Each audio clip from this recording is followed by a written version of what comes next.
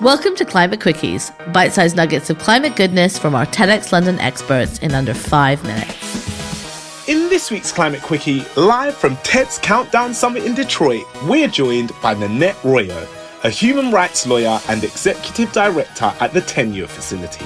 Nonette explains what tenure rights are and how she's using them to provide legal support to Indigenous people by taking their land defending rights to court. This is super important because Indigenous communities protect, nourish and heal ancestral forests. Did you know 470 million Indigenous people care for and manage 80% of the world's biodiversity? So why are their rights under attack from companies, miners and illegal loggers? Over to Nonette to tell us more. Stay curious.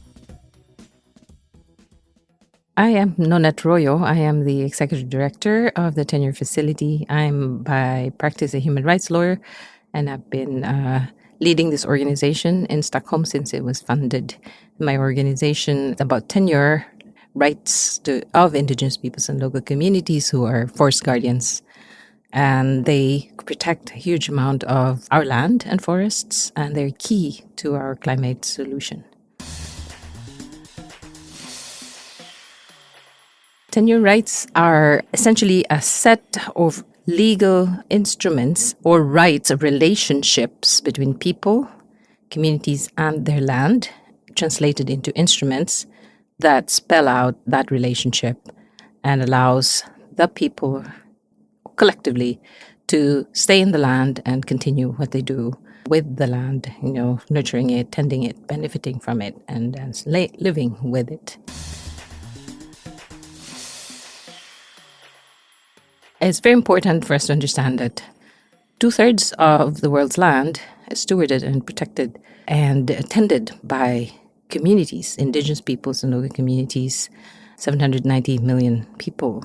And their relationship to that land is almost invisible. Their collective stewardship to the land is generally invisible, and it is time immemorial, some of them, and most of them really long-term, and it is passed on from generation to generation, and it's about time for us now to really make that visible through collective recognition and titling. Because of that, they can continue protecting and tending and maintaining their relationship with that land.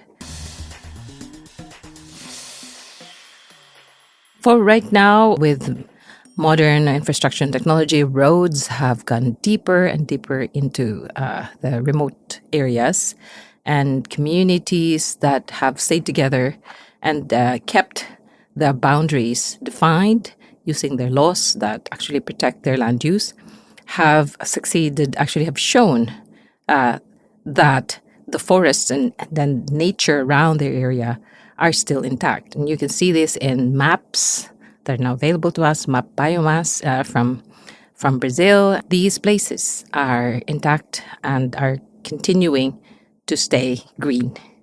And that's actually physical evidence of where, when communities are together, forests are much more protected and regrown because of that interaction. It's important for us to understand that land tenure, collectively with Indigenous peoples as the holders of that collective title, ensures that the practices of protection, stewarding, benefiting, and sustaining forest and nature become much more sustainable and robust.